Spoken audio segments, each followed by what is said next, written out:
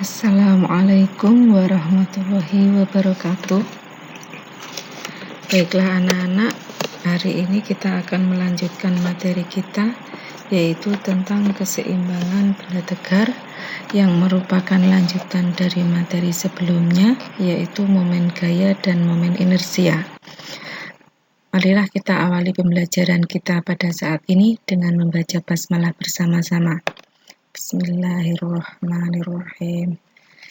Baiklah, kita mulai pembelajaran kita tentang keseimbangan benda tegar.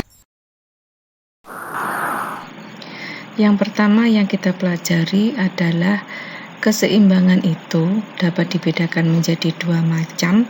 Yang pertama adalah keseimbangan statis, yaitu keseimbangan benda ketika dalam keadaan diam.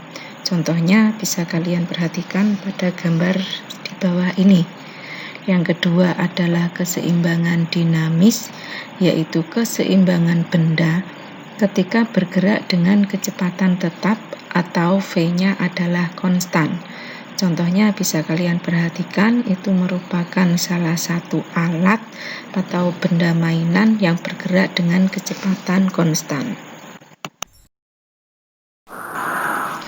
Berikutnya, keseimbangan statis sendiri juga dibagi menjadi beberapa macam. Yang pertama adalah keseimbangan stabil, terjadi jika setelah gangguan kecil dihilangkan, maka titik berat benda akan bergerak ke bawah. Yang kedua, keseimbangan labil, terjadi jika setelah gangguan kecil dihilangkan, maka titik berat benda akan bergerak ke atas. Dan yang ketiga, keseimbangan netral, terjadi jika titik berat benda itu selalu berada pada ketinggian yang sama.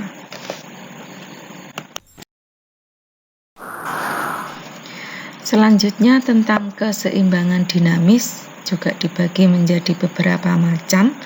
Yang pertama adalah keseimbangan translasi, yaitu keseimbangan yang dialami benda ketika bergerak tanpa mengalami kecepatan linier, sehingga nilai alfanya sama dengan 0 dan V-nya tetap atau konstan.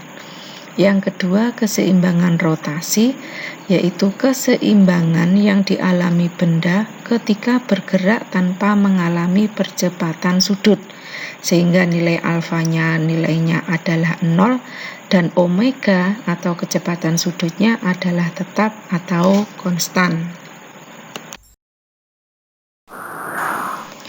Dan yang terakhir yaitu tentang syarat-syarat terjadinya keseimbangan.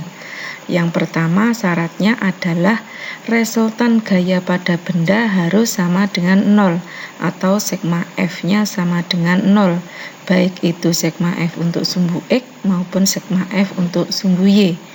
Yang kedua, resultan torsi pada benda harus sama dengan 0 atau sigma to sama dengan 0. Nah, ketika sigma to sama dengan 0, itu akan terjadi dua kemungkinan keadaan benda. Yang pertama, benda bisa dalam keadaan diam, berarti mengalami keseimbangan statis. Yang kedua, benda berotasi dengan kecepatan sudut tetap, berarti mengalami keseimbangan dinamis. Baiklah, itu tadi anak-anak pembahasan kita, semoga bermanfaat. Nanti kita sambung di pertemuan yang akan datang. Kita tutup dulu pembelajaran kita dengan bacaan hamdalah bersama-sama. Alhamdulillahirabbil alamin. Sekian, terima kasih, selamat belajar, dan kita akan bertemu di pertemuan yang akan datang. Wassalamualaikum warahmatullahi wabarakatuh.